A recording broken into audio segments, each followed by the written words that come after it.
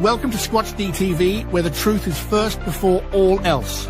Join your hosts, veteran investigator, TV personality, and author Steve Kulls, and from the Kentucky Bigfoot Research Project and the Kentucky Fried Fixes channel, Chris Bennett. Sit back and prepare to take yourself on a journey with the longest-running Bigfoot podcast, Squatch-D TV. Here are your hosts, Steve and Chris.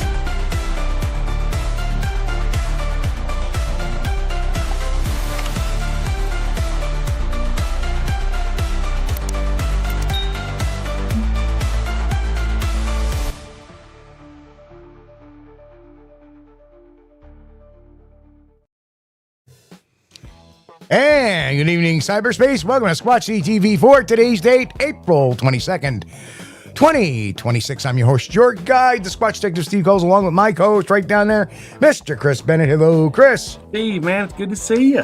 Hope everything's been going well for you in New York this week. Nice, cool weather. Yeah, I'd rather be a little bit warmer, but it is what it is. Yeah, it's frustrating. We're getting the same thing here. You're getting like nice temperatures during the day, and then at nighttime, need to build a fire.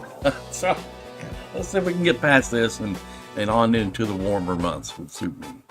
I gotta tell you, I'm a little worn down tonight. Yeah, I think it's self-inflicted because I had a big Chinese food meal, which is not necessarily great for diabetics. But every once in a while, you gotta dig in and. Oh, yes. Chinese is my favorite. I love it. Had some, like I said, I had some mushu beef tonight. Yeah. Oh, and, gosh. I could live off that stuff. I mean, every day that would be fine with me. Not me. Oh, no. Oh, I could. No. Yeah. Too much. Too much. Of course, if I did, I would be on that, like, what was that show, My 600-Pound Life or something like that. You wouldn't see me here. I'd be in a coma all my life. Oh, yeah. You just have to get you hooked up to a gallon of insulin there and just eat away, man. It's good stuff. I love it. But aside from being, mildly fattening, it is delicious. I mean, them Chinese people, you got to give them credit. They know how to cook. And Thai people too. But the only thing is with Thai people is, you have to eat liquid fire. I can't stand that. Nah, that don't bother me none. Oh, it bothers me. Yeah. I mean, don't get me wrong. I like the little spice in the food. That's fine. That's why I keep a drawer. It's called the asbestos underwear drawer. Yeah. But here's the thing. If you have to put an ice cube in your mouth after you finish your meal, that's a little bit too warm. No, if I have to install a fire suppression system like you do over the deep fryer at the bowl, that's when it's really bad. Well, yeah, it works both ways, right? Yeah, exactly. Ice cube going in and then ice cubes going out. Oh, yeah. But it's good. It's really worth it. I mean, it is. I don't know if it's worth it or not. It's worth it. Yeah, even though you know what's coming, but it's still worth it. I still got about a half hour worth of work to do tonight too before midnight, and I'm like, so we'll get the show done. And I'm gonna go over and finish up my little recap reports and because I got home, I had to get a report in tonight on a deadline. Got that done. All right. And then I went and I got dinner and I ate and that's it. Well, oddly enough, I was looking at Bigfoot in the news, and the most relevant topic that came up was this Bigfoot medical supply company was providing new research, new pumps for diabetics. Those kinds they install and just put a cartridge in every now and then. Which that would suit me, which I'll probably get one of those because I'm sure I'll be diabetic soon. It won't be long. Add that to the list of add that to your list of woes. Yeah. Every time we go back to the doctor, we come home with a brand new pill to take. Add it to the other pile of pills. It's already. Well, I went to the doctor and they took away a pill.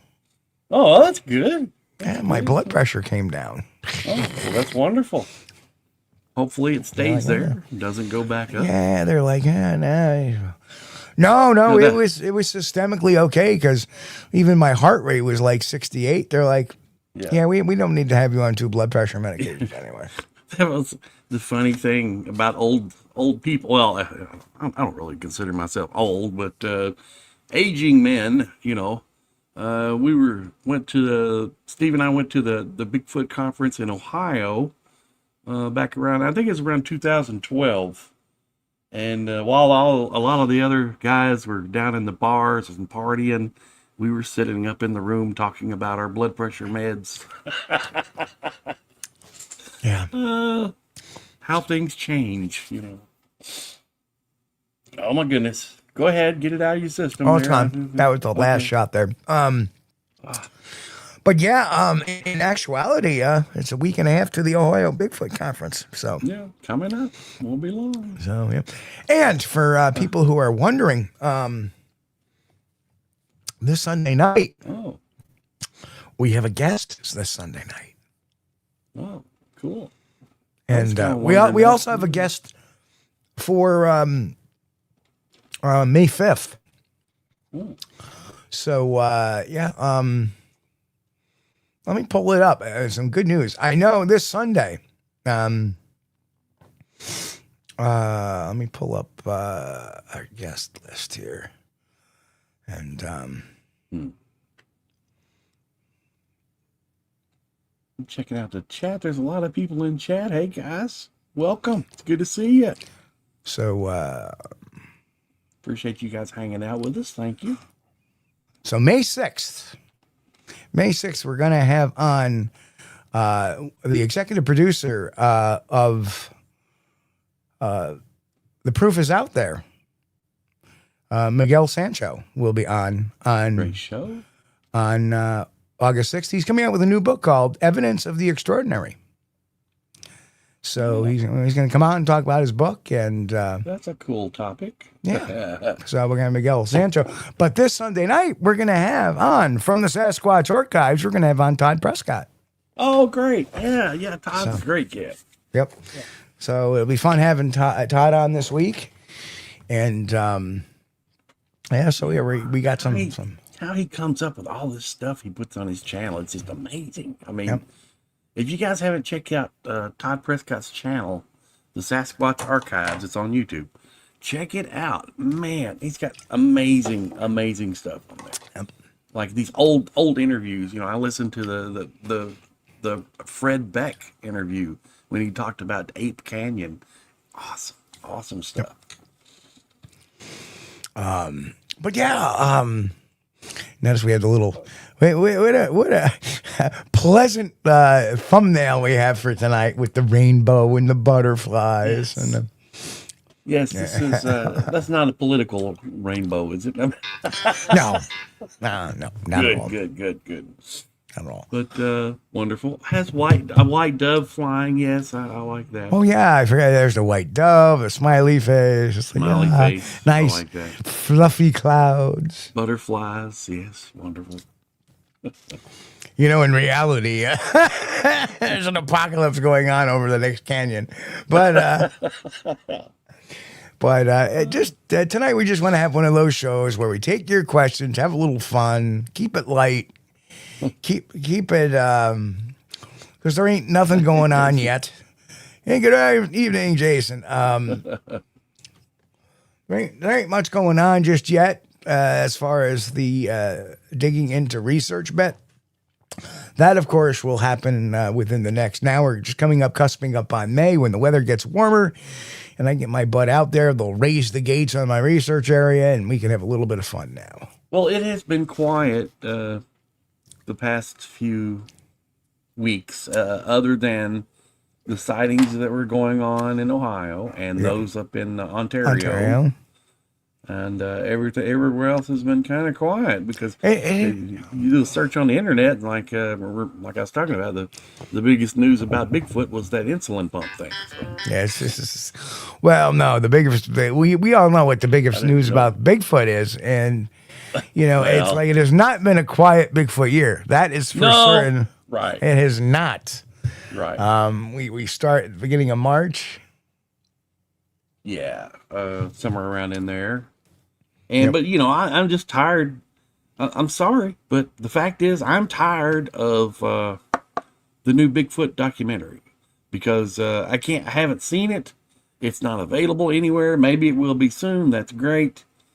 But, my frustration should be visible. I'm tired of talking about something I haven't seen, and I don't want to speculate, Don't want to speculate.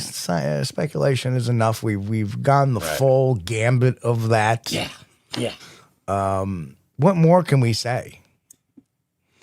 Kaiju Ninja. That's a good comment. I'm putting that up right now. Kaiju Ninja says, capturing Bigfoot is as elusive as Bigfoot itself. That's exactly right. Yep, exactly. If it was something that popped up and we can all look at it, as soon as this popped up, we'd be like, oh, okay, now we can have a discussion, an educated discussion because we viewed it, right? But, we got this wonderful thing and it's coming out. You'll be able to see it, someday, maybe. Maybe. Yeah. If I was younger, I'd probably have to repair a hole in my wall somewhere. It's frustrating. So, I have less evidence of capturing Bigfoot than Bigfoot. Yes. Good one. But I think it'll be all right. It'll eventually come out, and then we'll do that watch thing. What they call reaction video, if you want to do that, and then we can talk about it. Well, there's going to be a whole nother fallout after that comes out. Yeah. That big. There's going to be arguments both sides, and I can see that. But with me, what is your main goal, Steve? I can tell you mine. My main goal and what I want to see in the whole film is the Patricia Patterson interview. That's mine. The watching the film, the new 1968 quote unquote. Yeah, that's going to be interesting. But what I'm really concerned with is what's Patricia Patterson's take. Well, what you got to understand is my whole take is going to be on body language. Yeah, I know that. Neurolinguistics. I know that. Right. I'm going to be watching everybody with a very keen eye and seeing if what they say is coming from the heart or elsewhere. Yeah. And it's going to kind of line up with less than a month away, we're going to be talking about forensic interviewing on the membership channel. Right. Coming up. And, I'll give you a great example. I interviewed this witness the other day without getting into too many specifics. And, it was about an auto accident that he was a passenger in. Right. And the driver had allegedly a very high blood alcohol content. Mm-hmm. And this passenger was the only one that could have interpreted what was going on with this guy. Because he had been with him the previous 3.5 hours working. Oh, yeah, he knew what's going on. Right. And I had already interviewed everybody around this. This was like the last one to go. Yeah. And he wasn't being truthful. Yeah, he just wasn't. He was, and although I did try to get him very softly to admit and redact what he was saying and pursue the truth. Yeah. I didn't really need to because on the interview I had enough times where, he wasn't. He always claims at the time of the accident he wasn't watching, and he gave a few variations of the story of why he wasn't watching, which tells me right off the shoot there's something to that, right? Right. But then he made a remark on how fast the vehicle was going at the time of the accident. Well, how do you know that if you're not paying attention. Yeah. I mean, you can kind of judge how fast you're going a little bit by looking out the window. But what I'm getting at is that there were so many contradictions, and when you let people talk, they tend to slip up. Yeah. And they give some contradictory bits of information. That's just good, detective work. And people let run to the defense of those type of people. Oh, you're twisting words. No, I'm not twisting words. He said this here, and he said that there. Yeah. It's no twisting. Yeah, when you go back and look at it. They're not the same. So it's going to be very interesting seeing the other side now. Those are the kind of people that attorneys love to get on the stand because those dudes can play with them. I've seen somebody that wasn't a credible witness go up on the stand, and they could play with them. Some of them can't. Some of them can. Yeah, true. Some of them can. Some of them. Let's face it, an attorney only talks to people when they're in a friggin' courtroom. Investigators talk to people every day. They talk to more people than attorneys do. Yeah. They don't. Attorneys don't have the forensic training that some of us do. The forensic interviewing training. Yeah. Yeah, I mean, they get told in school how to do this and how to do that, but some of them don't take any of that forensic stuff that we do. Sure. But you can get a good attorney that he's not going to answer. He's not going to ask a question he doesn't already know the answer to. Attorneys are the ones who are generally good at twisting things. Yes, exactly. Right. They're the ones who learn how to twist. They don't teach you how to twist words. They teach you, this is what's said, that's what's said, this was said, and that's right. There's a difference there. There's a difference there. Yeah. And there's no ways of beating around it. You said this here and then that there. Oh, you're twisting my words. No, I'm not. You're the one who said it. They're your words. They're your words. When you try to twist the truth, that's what happens. And the only twisting is the twisting of the truth. Reverend Quantum Bigfoot says, if an attorney claims to have seen a Bigfoot, 10, they're lying, as none are capable of telling the truth. Even less than a politician. Oh. He's on to something there. I have noticed, I've spoken with a lot of attorneys in my life, and the vast majority of them were crooks. They were crooks. But, within the law, within the boundaries of the law. Okay. Well, you got to understand that most attorneys are looking to just work within the system and get things cleared out to the next one, clear to the next one, clear to the next one. Yeah. And the court's that way too. Yeah. There hasn't been a court that you get a speeding ticket that you walk into and, the county attorney or the prosecutor's got the plea bargain right there. Okay, we're going to reduce it to this. Yeah. All you got to do is ask. Right. It's just that quick. It's like, okay, here's what we'll do. We'll reduce it to this. No fight needed. Yeah. Right. I think that's amazing. They settle out of court more than they do in court. Well, if you get charged, if you get a ticket or anything, everything's within the court. It's not out of court. But that's the system itself. That's the system we've had. So it's a business, and it's all dollar related. If you think about it, okay, you get a traffic ticket. They don't care about serving justice that you have a habitual speeder, or let's look at this guy's record. Let's see what you got. Okay, well, I don't think we can do it. No, it's all about how much money they can get off and get on to the next one. The state gets their bit, the court gets their bit, and they're done.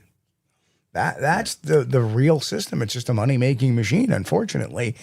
And you watch that, and then you get into these cases where I'm sorry, Steve. I'm gonna put this up. Torin Anthropod says, if I get in trouble with the law, I'll say Steve Kulls told me what to do to get out of trouble. Thanks for the advice. Yes, please don't take this as legal advice. But if you ever get a traffic ticket, you always go to the town attorney or county attorney or whatever and see if they'll offer you a plea bargain and get points, so you don't get points on your license. Because let's face it, and they know that too. Points don't mean nothing except to the insurance companies and or license expenditures. So what they'll end up doing is, okay, you got a speeding ticket. They don't want to suspend your license for that. That's a whole nother process. But they care about getting money, and the whole bottom line is they don't want to put points on your license because then you'll pay somebody else, and that's an insurance company. Right. We do not give legal advice on this channel. No. So, but I will say the best way to not have trouble with the law is don't break the law. Exactly. That's good legal advice. Don't break the law, and you won't be in trouble. But, there are motor vehicle laws, that like for example, you get into a fender bender. I had a friend who got in a fender bender, and they gave him a ticket following too close. Well, nobody saw him following too close, and the justification for that was, well, you had a fender bender, so obviously at some point you were following the person too close. So he had to go to court for that, moving violation. Yeah, not necessarily. I mean, you could be driving down the road and some dude in you does a brake check. Some dude in front does a brake check, Right. So a lot of it's nothing intentional. And that was the most aggravating thing is that for it to be a crime, you got to have intent. Yeah. Well, a guy slams his brakes on in front of you, Oh, well, you didn't stop in time. You're following too close. Oh, how can you? Nobody saw that. Nobody's saying that. Oh, yes. So yeah, there's ways that it's all a money making machine for a lot of people. It's like Rev says if he gets a traffic ticket, he's gonna tell him he's Steve Kulls on vacation. Don't do that, Rev. yeah, that'll be criminal impersonation, and that'll get you in more trouble. Because nobody can be as handsome as this. Oh yes. No, I mean our audience, our guys are smart. They know we stay out of trouble, don't we, guys? Yeah. And gals, we stay out of trouble for the most part. For the most part, yeah, that's true. I mean, sometimes trouble finds you. Oh. It does. You could be at the wrong place at the wrong time. You get pulled over. Hey, where are you coming from? I just come from the store back there. Well, that store just got robbed. What? No, that has not happened to me. Yeah. No, usually that's been my luck. Yeah. Actually, I had a state pull me over. Oh God, it had to be about 4 or 5 years ago. Was the last time that happened, and I was working actually a case as a PI. Yeah. And I turned around. I said, I said, I'm sorry. I said, yeah, I probably was going fast. I said, I'm working a case as a PI, and I had to go over there. I got to go over here. I'm like, oh, really? You're a PI? Oh, that's pretty cool. What hesitate to get into that? Blah, blah. All right, let me just run your. Came back. All right, just slow it down. Have a nice day. That was a state. But oh, you guys, you're using my words against me. I think you're maybe reading into it more than you should be. Well, I've had a lot of dealings with attorneys too. Yeah, I mean, if you don't think I know the legal system from being a private investigator, running my own private investigation company at one time, where we would actually serve a lot of legal process with real estate. Yeah. Heck, do you know I served Don King's attorneys? Remember the cool. boxing promoter, Don King? Years ago, I served all his attorneys the legal process for the federal side of things. Yeah, I mean, I've been through some.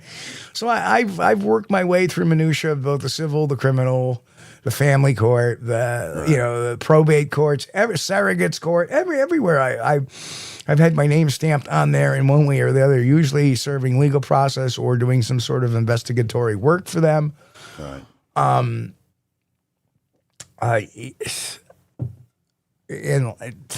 I don't know what I'm saying. I guess but I mean, I've been trained, and of course the criminal side of things, and working with police agencies, both at the state and federal level. Yeah. It's very interesting when you're sitting in your office and you have a little tap at your open office door, and there's a guy standing there with a sweatshirt and blue jeans on. Right. And he hands me a business card, and I look at it and it says United States Secret Service. Oh, hello. How are you? Secret Service guy. Yeah. So I've worked with the Secret Service. I've worked with Department of Homeland Security before. I've worked with the FBI. I've worked with, state police, of course, and just about every local agency around in my neck of the woods. Right. So, very cool. So yeah. And especially the Secret Service part. Those guys are cool. Yeah. Oh yeah. Jim was a real good guy. Him and I used to have a little chit chat every once in a while. Good guy. And we were on a first name basis. Jen's got a heat shield rattling against her muffler. It's loud and driving me crazy. Well, Jen, that means something's bent, hon. There's only one way to fix that. You got to get underneath there and find out what's bent.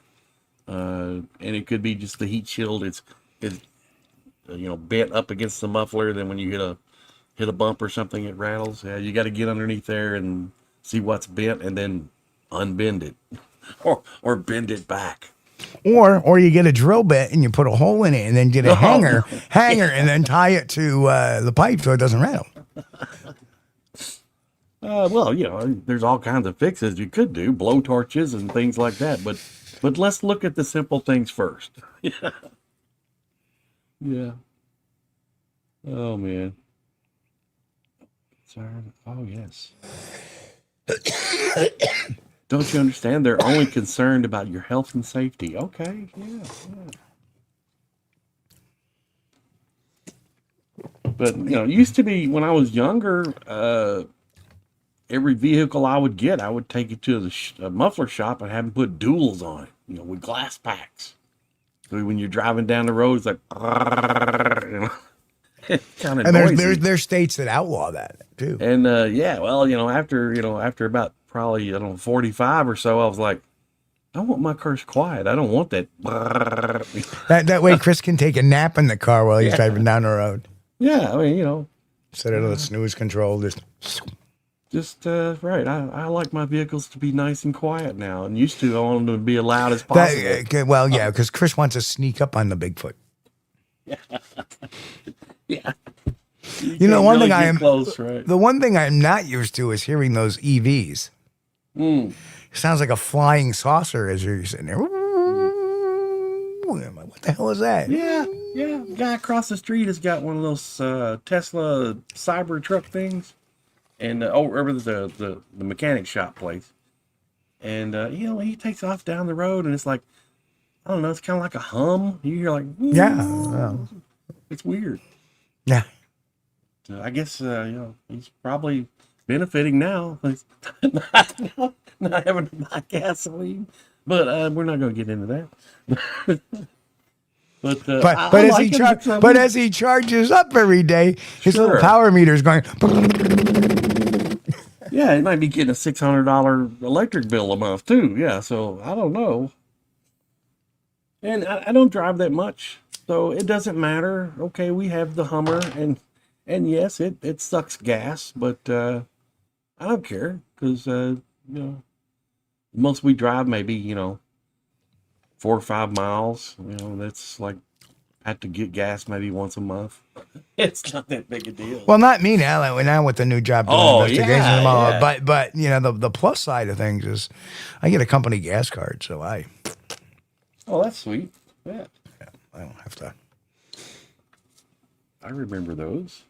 Yeah, I got a company phone and a company gas card. I used to use probably, a few 100 gallons of diesel a day, but not anymore. Diesel is what's expensive. It's like $5.09 a gallon. Holy shit. And then we wonder why inflation is there. But I like I like electric vehicles. I wouldn't mind having one. Am I going to pay, the price of a new house to have an electric? No, I'm not. But if they come down where, they're decent price, hey man, sure, I'll drive a plug-in electric or whatever. See, my neck of the woods, and it depends on a lot of things. Number one, if you have a garage, an electric's perfect, is okay. Right. Yeah. But then again, I see a lot of videos, even with both types of cars, both electric and non-electric. Right. What burns down your house starts as a car fire, and it ends up burning down your house. That would suck. Yeah, that's a friggin' double whammy. I know, I lose my car, I lose my house too. The other thing too is that EVs. I don't know, and if you can plug them in your garage, that's fine and dandy. I don't have a garage. Yeah. So it's like, what am I going to do? You go out there in the middle of a snowstorm and plug the car in? Run an extension cord out. Yeah. Yeah. There you go, man. But I can see, at one time, I'm big into solar. I believe in solar, especially if you can buy cheap solar panels and get a lot of them and stick them up there. What's wrong with turning sunshine into money? There's nothing wrong with that. No, not at all. But, is it going to save the world? Well, no, I don't think so. But would be another reason to have an electric car if you're making your own electricity. There's some of these solar companies, they want to turn all these beautiful rolling fields into like these solar panel farms. Oh, yeah. And they generate a lot of heat and can cause fires and stuff like that. Well, that's another thing, about the solar stuff. I always say if you're going to do it yourself, because if you pay one of these solar companies, they're like, sure, we'll put some panels on your house. It's going to cost you like $60,000. Well, it's not, man. $60,000 goes a long way paying electric bills, buddy. That's a lot. Yeah, I'm paying $60,000 so I can save myself $100 a month. Right, that doesn't make sense. Yeah, that's not viable. No, and then you have these other ones, these other solar farming companies that want to say, well, you can sign up with us and we save you. And you look at the savings and it's like, I'm not really saving that much. Yeah. It's like, why should I save myself $10 a month and sign up with this solar power company? Well, that's and you're still going to have your power bill too. Right. Yeah. So now I'm going to get double delivery charges? I don't think so. Our local utility company put out this program. Oh, we're going to build a solar farm and you can buy a solar panel and then we'll pay you for 15 years it comes off your electric bill. And I thought, well, that sounds pretty good. And I checked into it, and it was like $400 per panel, and it was going to save you maybe like 38 cents a month or something. I'm like, no. I'll go buy $400 worth of used solar panels and put them up myself, and I'll save, more than that. Yeah, exactly. Plus, it'll be forever as long as they work, not the proposed lifespan. Or as long as you work. If they quit working, you can't just, you got to go out there and fix it. Or if I quit working, then when they quit working, we both quit working. But it's good. It's good. Solar's good. If you can, just go ahead and buy the used panels. They're cheap. I bought we bought 40 or 50 back in 2020. And they were used panels. I got them for like $35 a piece. Really cheap. Right. Stuff like that. I don't mind. Right. But, spend $60,000 or $90,000 for an EV. No. I'm not going to do that. No. Oh, I still get a busy work week the rest of the week, too. Ugh. Oh, Rev says, you put your foot down, they go like a supercar and get 65 miles per gallon. Yeah, plus. Right. But yeah, Matt says, hey, Matt, you quit working. It's awesome. Yeah, I don't disagree there, unfortunately. I still got a few more years to go before I can officially retire.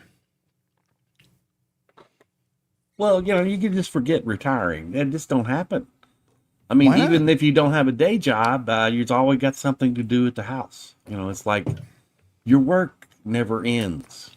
I have the to-do list around here, and it keeps getting longer and longer. You get one thing done, and then 3 things are added to the bottom of the list. You'll never complete it. Never. Poor Chris. Well, no, I'm not playing a violin. I'm just saying that's just life. I know when you're a homeowner, you gotta mow the lawn. I gotta rig a snowblower. That's life. It's always something, like we got a piece of tin that's loose on my little pavilion building around back, and it's out there flopping, and who's going to climb up there with a ladder and fix it? It's going to have to be me. By the way, the biggest laugh that my wife has gotten on the show in the last couple of years was that no wife's own graphic I put up the other day. Yeah, I like that. It's pretty cool. She turned around and goes, "That's a good one. Look at you." Yeah, and with the frying pan. Oh. But that reminds me of Dale Gary. Dale, he's not with us anymore, but Dale was hilarious. He was a prankster. He was a jokester. And unfortunately, Dale had a drinking problem back when he was younger. And I think his wife did too. I think they used to go at it quite a bit. And they were living with his mother-in-law, and both of them had been, Oh, that is a recipe for disaster right there. They had been imbibing, and they were in one of their weekly. I love that word, imbibing. Yes, they were in one of their weekly knockdown dragouts, and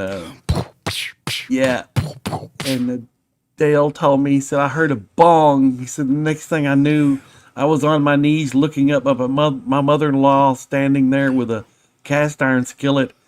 He said, and I was saying, please, yes. He said, I was looking up at her with that cast iron skillet, and he said, I was saying, please, please, whatever you do, don't hit me in the head with that frying pan again. Oh, I love Dale. He was a case. Cast iron's tough stuff. I don't allow it. I don't allow it in the house just for that reason. Oh, it's good stuff. Good stuff. At least I get hit with a regular frying pan. It bends the frying pan. You get hit with a cast iron skillet, and it bends the cranium. Oh, this new cookware, man. It's ridiculous. But it makes me angry. At least now most cookware is non-stick. Well, that's what they say. They lie.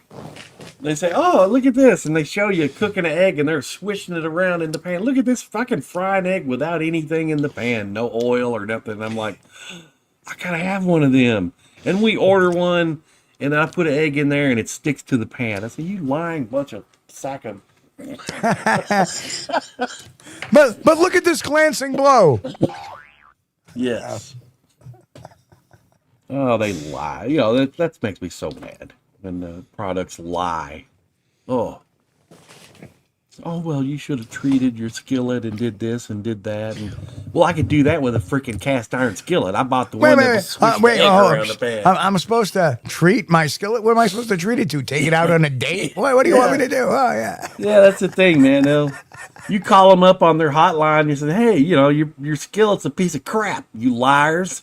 They're like, oh, well, you should have done this and then treated it and did that and rubbed oil on it and heated it and all this crap. And I'm like, I could have did that with a stupid cast iron skillet. And I wouldn't have had to pay anything else because I already got those. Yeah, you're the ones advertising it as non-stick. Yeah. Yeah, that's not true. Well, in truth, one of the tests is cooking eggs, right? Yeah, right, exactly. But what people don't understand is if you just put the flame on really low, and you put an egg in there, you let it cook on really low.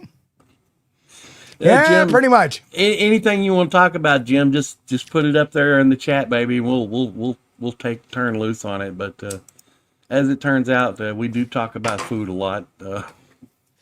We're not talking about Bigfoot. We're talking about now we're talking about cookware as weapons.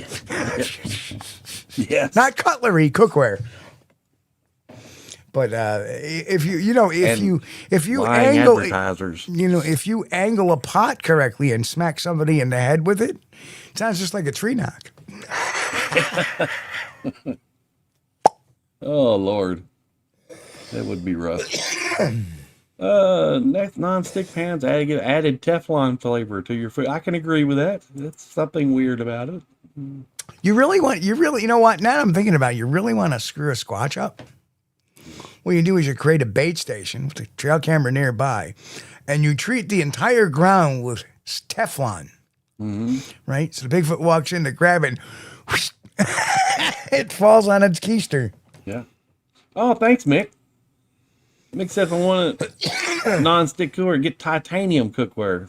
His wife brought a titanium wok back from China, and it's genuinely non-stick. That's good. I might have to try that. It's too bad the Chinese jets can't make their jets out of titanium.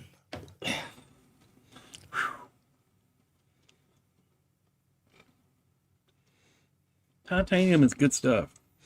You know, when you use titanium in engines or engine parts like valves and things like that. So if you get titanium from China, isn't that technically chitanium? I guess it would be. Just a thought. Chitanium, shitanium. I don't know. Well, Finding a track says I'd rather pan for gold. Me too, but we don't have gold in Kentucky, well, so they say. In New York, we have Herkimer diamonds, and they're not really diamonds. They are a form of crystals, like quartz. Yeah. That look a lot like diamonds. Mm-hmm. But they're called Herkimer diamonds. Of course, we have Herkimer County in there, and that's where the majority of them are, and that's where it got its name from. Yeah, well, we've got geodes and stuff. You could bust them open and we have those too. Get a nice, shiny, clear rock. You know. Oh, there's a place in Murfreesboro, Arkansas. I've always wanted to go there. And you can dig diamonds there out of the dirt. It's by the way, that's also home of the Murfreesboro Monster. Oh, is it?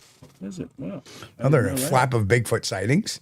Yeah, but who would have thought? You know, you could actually go for mining diamonds in the United States. You know, while you're a tourist, you like rent the stuff there and go dig a hole out in the field. Oh yeah. They have that. They have that in Herkimer County too. They have like Herkimer diamond mines. You go pay a little fee. Yeah. They give you a little cap, and off you go with the pan, and you can pan for diamonds. Cool stuff. I like, you know, of course, you know, being into geology. It's great for the kids. It's great for the kids because it gets them to explore another possibility, you know, of taking that turn in life. Yeah. Which is why it's so important that, like, you know, and Chris, you've mentioned this, that when I'm at conferences and stuff, I always get the kids to touch the cast or take a picture with it. Yeah. It means a lot. When they get to feel something, hold something, that brings them a little closer. But I took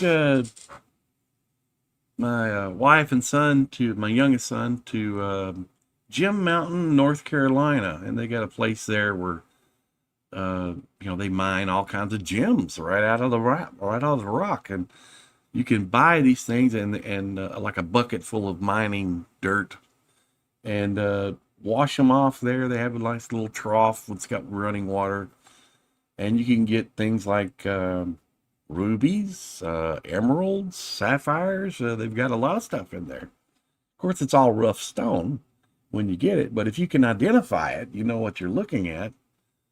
You can have it cut, or, you know, some guys, as a hobby, they cut stones themselves, and you can end up with some pretty good money. But they did offer a service there. They said, well, you know, if you pick out your gemstones, we'll grind them for you, and then you got to pay the fee, and they'll mail it to you when you get back home, you know. And we did that. I took Sandy there, and her and Andy, they were like really splashing around in the water, washing off all their gemstones. And I was helping them identify it because, you know, I kind of know that stuff. Oh yeah, that's a a ruby. Wow. I love rubies because they're red. They're beautiful. But yeah, we had some stones cut there, and I will say, you know, I thought they would be pretty nice sized gemstones when we received them back, and we got back these little bitty, tiny rubies and stuff, and I was like, oh, they swapped them on you. That's not nice. Yeah. But yeah, don't just have your own stones cut yourself. Don't let those other guys do it for you. Yeah, there's, you know, they especially when you're like enthusiasts, Yeah. And they're like, oh, they won't know the difference. No, one of them we got was Sandy found a very nice, I would estimate probably 15 carat ruby, and what we received was like a 1 carat ruby. So I know that after it's cut, okay, you're going to lose some, but 80-90% lost. I don't know about that. So, Chris, any plans for this year with your bigfooting? Well, so far this week I've done nothing except visit the doctor. So yeah, but we're getting past. We're getting well past the early spring point. Now we're getting into late spring, and I have not seen anything that was interesting enough to be, oh look, that's Bigfoot related. No, no. So it's not looking good for another year. Maybe this fall will turn up something. I don't know. Yeah, fall is our busy season, so it's just like still, but every once in a while, I like to get out to the grounds in springtime because I'm pretty sure they're the migration path that we've kind of figured on between me and about 4 other researchers over the last 40, 50 years. Right. Bill Brand, Paul Bartholomew, Dr. Warren Cook was part of that gaggle years ago. He'd passed before I got to meet him. But, it picks up a little bit in April, May, but it's been quiet. And that's not uncommon. Usually, I know there's a lot of, there's been shows, documentaries, there's been people that have come up, oh, I want to come out there. And, I'm sorry, April, May, and June, it's just not the month. It's usually September, late August, September, October. Yeah. Those are the months rather there. Even early November. Those are the months that really we have a lot of activity. And unfortunately, what happens is those are the months that we have a lot of conferences too. Yeah. I mean, I got one the last weekend of September, the first weekend of October, then the middle of October with Maine. So it's like, wow, this is, it takes up a lot of my time. But in Kentucky, the last week of February and then the entire month of March is when you generally will see some activity if they're in the area. And that's not been the case for about 16 years now. Last year we did have a little bit of sign that I was kind of happy about, excited about, was the holes poked in that the area in the woods where I was at. Right. And the reason why that interested me because I had seen that before in the place where I took that short video, which is fuzzy, of the hillside family group. There were holes, poked in the ground there. And so that kind of related one to the other, I'm thinking, well, this could be related. Bigfoot. You have any idea what do you think that may be? I don't know. I've talked with some people that, I had a conversation with Bill Munns about it. Yeah. And he seemed to think that they were grubbing, looking for grubs in the ground, which we do have some big grubs in Kentucky, and then the grub looks like a big freaking worm, okay? Yeah. Not an earthworm, but a white round, like you see those Aborigine guys eating in Australia. Yeah. But we do have a good population of those, and they are right pretty close to the top of the ground. I don't know, though, how would they know they're there to stick their thumb or whatever down in there and plop it out? Unless maybe they can smell them or something. I don't know. Well, it could be just culturally passed on. Yeah. Look at that. The one pack of chimpanzees uses the sticks to get the ants. Yeah. Right? Yeah. Not all chimpanzees know how to do that. But that was exciting last year, because there was a partial print on the side of the trackway there, the lane. And that was interesting, but, only a partial print is not enough. It's not worthy of casting, which I don't really care for casting anyway. Oh, really? I'm really excited to get up into the woods like in early September, mid-September. Even the off weekends in October, I'll get up there and be able to, shoot some thermal, shoot some night vision. The nice thing is I have that night vision that I can set up on the roadway. So if anything scoots across the roadway, we'll capture it. Right. That's kind of cool. And, of course, put some field recorders out there and, let's listen and see what we can hear. Finding the trackway said, wasn't there a Kentucky flap? Oops, sorry. I think those are on the back of one-piece long johns. Very true. Yeah, little button long johns. Nothing here locally. It's been pretty dead. I mean, there's not been a lot going on.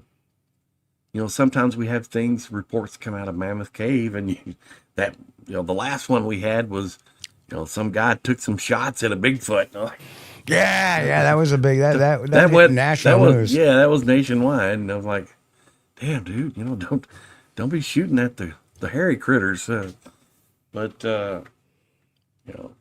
like it or not, that's what he did. It's a reaction, flight or fight. Right. And then there was some investigation done on that, and one guy said, "Oh, this guy was a meth head, and he had a criminal record." And well, if that was true, why was he got a handgun? Right. That makes no sense. You're not going to have a handgun if you got a criminal record. Right. If he's got a criminal record, they would have arrested him from Fort Worth. Exactly, but he was not ticketed. He was not arrested. They did a police report, and that was it. Right. So that's the same. And I did speak with some people, and they said, well, technically it's illegal to discharge your firearm. You can carry a firearm within the national park, but it's illegal to discharge it unless your life is in danger or you feel threatened, like your life was in danger. And he felt threatened. And, they didn't give him a ticket. I don't know. Well, I can't say that. I can't say they didn't give him a ticket. But he wasn't arrested. Yeah, and if they gave him a ticket, it probably would have made the news too. Yeah, I would think it would have. Yeah. But he was not arrested. So my whole follow-up on that whole thing, since it's well over and done with, is, you love that comment, well, he probably just thought it was probably a bear. Well, how many people see a deer and go, oh, it was probably a bear? Yeah, right. Or you see a bear, oh, it was probably just a deer. It wasn't a bear. You never hear that, right? Never. Yeah. But anytime someone sees a Bigfoot, it's always, oh, you must have seen a bear. Right. No. Oh, I saw a moose. Oh, it must have been a bear you saw. Or you saw a bear. Oh, it must have been a moose. No, you never hear that stuff. Right. Right. You only hear it when it comes to Bigfoot that people must have misidentified it. It's like they'll try to gaslight you into not accepting what you saw. Right. No, you didn't see a Bigfoot. You saw a bear. These are not the bears you're looking for. You're gaslighting me. Right. Yeah, exactly. You're gaslighting me. But I could accept that there are some misidentifications. But yeah, it's just I don't get it. I just don't get it sometimes. But there was some funny things happened after that guy took a shot at one. Reportedly took a shot at one. They closed down that camping site, that backwoods area. Yeah, that is a bit odd. Yeah. They not only did they close it down, and Steve and I were witness to this. They destroyed it. They completely dozed the whole deal. Yeah, they did. And because we stopped there and we were looking around, and Steve was playing with his thermal. We were looking around the woods, and I'm like, yeah, this is where the old campground was, and it's been destroyed. Yep.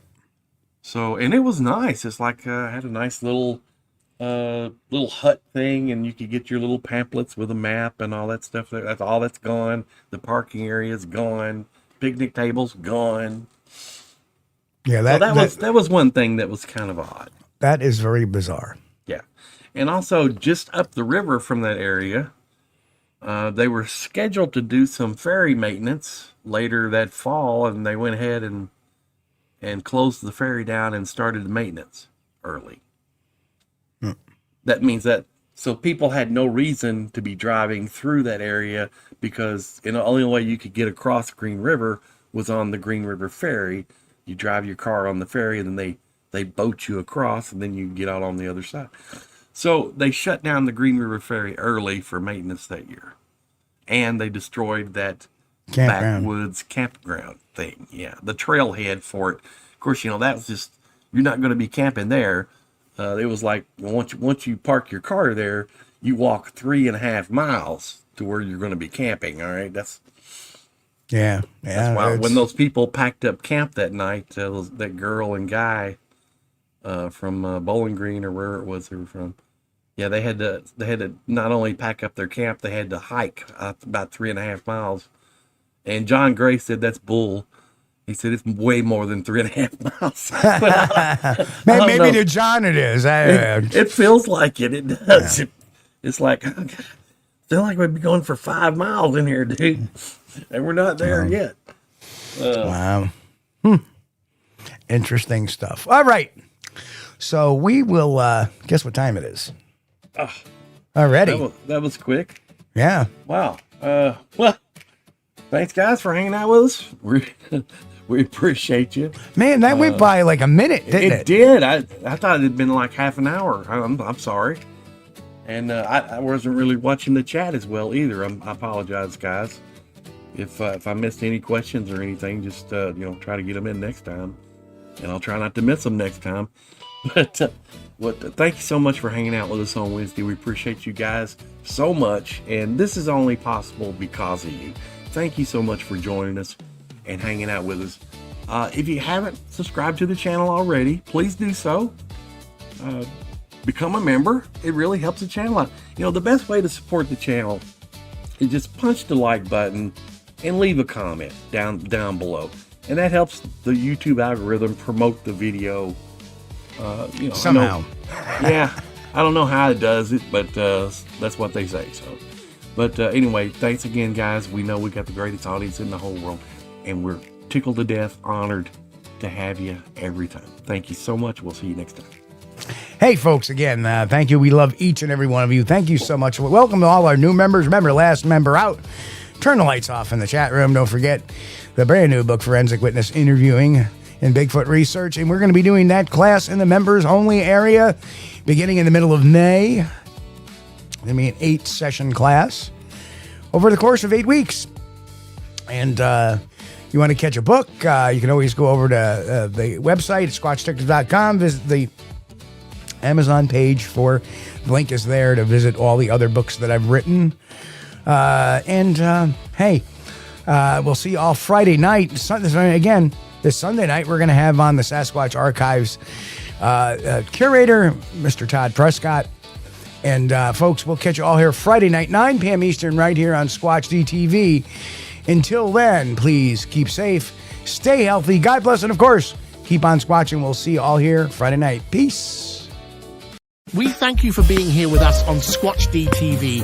If you haven't taken the time yet, please hit that like button and subscribe to the channel. And oh yes, hit that notification bell too. We don't want you to miss anything. If you really like our content, you should consider becoming a member, and it's really inexpensive and a great way to support not only the show, but honest Bigfoot research. Everyone have a great week. Be safe and God bless. We will see you all here next time on Squatch-D TV. Keep on squatching.